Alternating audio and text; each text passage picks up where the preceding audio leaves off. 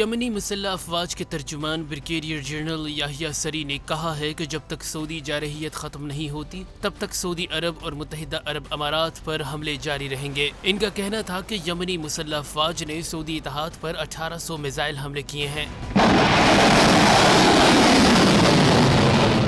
جس میں تقریباً 17,000 گاڑیاں، بلڈوزر، ٹینکس اور اسلحے کو نشانہ بنایا گیا، لیکن جارح سعودی اتحاد یمن میں آبادیوں کو نشانہ بناتا ہے۔ ان کا مزید کہنا تھا کہ یمنی فوج ہر طرح کے خطرے اور جارحیت سے نمٹنے کے لیے تیار ہے۔ ہمارا یمن محصور نہیں بلکہ ہم آزاد یمن ہیں۔ واضح رہے، یمنی مسلح افواج نے رواں ہفتے سعودی عرب میں متعدد فوجی ٹھکانوں، ہوائی اڈے اور آرمکو پر حملے کیے، جس کے بعد سعودی عرب کی تیل کی سب سے بڑی کمپنی آرمکو میں تیل کی پیداوار رک گئی تھی۔ سعودی اتحاد کے لیے ضروری ہے کہ جارحیت سے باز رہیں تاکہ دنیا کو پرامن بنایا جا سکے۔